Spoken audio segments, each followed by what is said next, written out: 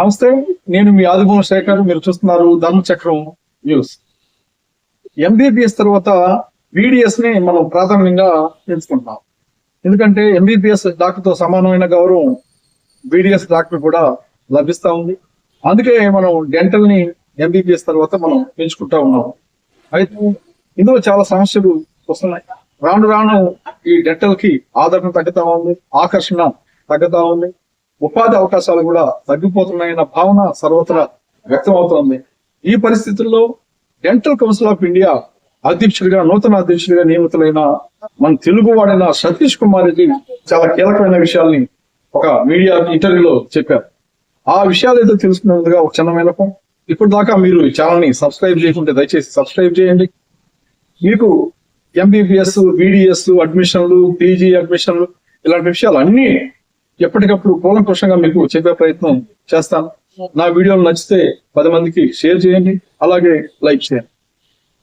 ఈ ఇంటర్వ్యూలో సతీష్ కుమార్ రెడ్డి ఏం చెప్పాడో నేను చదివి వినిపించే ప్రయత్నం అయితే చేస్తాను. వైద్య విద్యార్థులకు శిక్షణ సమయంలో ఎంత ఎక్కువ క్లినికల్ ఎక్స్పోజర్ ఉంటే వారు అంత ఎక్కువగా నేర్చుకుంటారు. ఆ మేర సామర్థ్యాలు పెరిగి భవిష్యత్తులో ప్రజలకు నాణ్యమైన వైద్య సేవల కల్పనకు వీలవుతుంది. డెంటల్ కౌన్సిల్ ఆఫ్ ఇండియా నిబంధనల ప్రకారం ప్రతి కాలేజీకి అనుబంధంగా ఉండే బోధనా ఆసుపత్రుల్లో రోజుకు నిర్దేశించిన స్థాయిలో ఇన్ పేషెంట్లు, అవుట్ పేషెంట్లు ఉండాలి.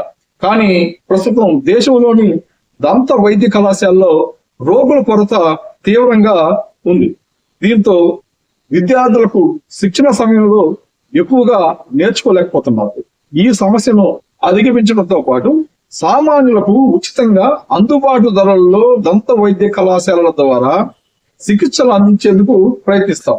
ప్రైవేట్ కళాశాలల్లో చికిత్సలకు యూజర్ ఛార్జీలపై మార్గదర్శకాలను రూపొందించాలని యోచిస్తా ఉన్నాం. ప్రజలు కూడా ప్రైవేట్ ఆసుపత్రులకి చికిత్సల కోసం వేలల్లో ఖర్చు పెట్టకుండా దంత వైద్య కళాశాలలోని ఆసుపత్రులకు వెళ్ళాలి. అక్కడ నిపుణులైన వైద్యులు అందుబాటులో ఉంటారని ఆయన చెప్పుకొచ్చారు. మొత్తం మీద ఆయన చెప్పదలుచుకుంది ఏంటంటే, డెంటల్ హాస్పిటల్స్ లో రోగులు తగినంత మంది లేరు. ఈ రోగులు తగినంత మంది లేకపోవడం వల్ల ప్రాక్టికల్ ట్రైనింగ్ అనేది డెంటల్ విద్యార్థులకు తగినంతగా ఉండడం లేదు. ఇది ఒక పెద్ద సమస్యగా ఉంది. దీన్ని అధిగమించడం కోసం ఎక్కువ మంది, అంటే తక్కువ ఫీజులతో డెంటల్ బోధన ఆసుపత్రుల్లో డెంటల్ చికిత్స అందించడానికి ఉన్న అవకాశాలను పరిశీలిస్తున్నాం. ప్రజలు కూడా ప్రైవేట్ ఆసుపత్రులకి వేలు ఖర్చు చేయకుండా ఇలా బోధన ఆసుపత్రులు, డెంటల్ హాస్పిటల్స్ కి, అంటే కాలేజీలకి వెళ్ళి ఆడ చూపించుకోవాలని ఆయన కోరుతున్నారు. ఇంకా చాలా విషయాలు కూడా ఆయన చెప్పారు. దేశంలో దంత వైద్య కళాశాలలు ఎక్కువగా ఉన్నాయి. దీంతో కోర్సులు పూర్తి చేసిన వారందరికీ బయట ఉపాధి దొరకడం లేదు. ముప్పటిగా కళాశాలల ఏర్పాటుతో విద్యా ప్రమాణాలు కూడా దెబ్బతింటున్నాయి. ఈ నేపథ్యంలోనే కొత్త కళాశాలలకు ప్రతిపాదనలు పంపవద్దని ఇప్పటికే రాష్ట్ర ప్రభుత్వాలకు డెంటల్ కౌన్సిల్ ఆఫ్ ఇండియా స్పష్టం చేసింది.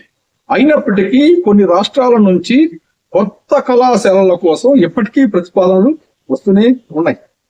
కొత్త కళాశాలలను నెలకొల్పకుండా నియంత్రించే అధికారం రాష్ట్రాలకే ఉంటుంది. డెంటల్ కౌన్సిల్ ఆఫ్ ఇండియా చేయగలిగింది ఏంటంటే, వచ్చిన దరఖాస్తులను పరిశీలించి నిబంధనల మేరకు ఆమోదించడం తప్ప, లేకపోతే తిరస్కరణ తప్ప డెంటల్ కౌన్సిల్ ఆఫ్ ఇండియాలో చేతిలో ఏమీ లేదని నా చెప్తున్నారు. ఆయన మొత్తంగా ఈ 2వ పాయింట్ లో ఆయన చెప్పింది ఏంటంటే, ముప్పటిగా ఈ డెంటల్ కళాశాలలు వచ్చి చాలా మంది ఈ బీడీఎస్ చదువుతుంటారు. అలా బీడీఎస్ పూర్తి చేసిన వారికి బయట సరైన ఉపాధి అవకాశాలు కూడా ఉండడం లేదు. ఇక ఇప్పటికే పరిమితికి మించి బీడీఎస్ కళాశాలలు దేశంలో ఉన్నాయి. ఇక కొత్తగా బీడీఎస్ కళాశాలలు స్థాపించాల్సిన అవసరం లేదు. ఉన్న వాటిని రెగ్యులేట్ చేయాలి. ఈ విషయాన్ని రాష్ట్ర ప్రభుత్వాలు దృష్టిలో పెట్టుకోవాలి. దానివల్ల అలా చేయగలిగితేనే వైద్య విద్యలో, అంటే డెంటల్ వైద్య విద్యలో ప్రమాణాలు పెరుగుతాయని కూడా ఆయన చెప్తున్నారు. మొత్తంగా ఆయన చెప్పింది 2 పాయింట్లు. డెంటల్ వైద్య కళాశాలల్లో విద్యార్థులకు రోగుల సంఖ్య పెంచడం ద్వారా వాళ్ళకి క్లినికల్ ట్రైనింగ్ అనేది పెంచాలి. రెండోది, ఇప్పటికే డెంటల్ కళాశాలలు ఎక్కువగా ఉన్నాయి. వీటిని ఇక కొత్తగా స్థాపించాల్సిన అవసరం లేదు. ఉన్న వాటిని బాగా మంచి విద్య, అంటే ప్రమాణాలు, మంచి విద్యా ప్రమాణాలతో విద్య నేర్పించాల్సిన అవసరం ఉందని మాత్రం ఆయన చెప్తున్నారు.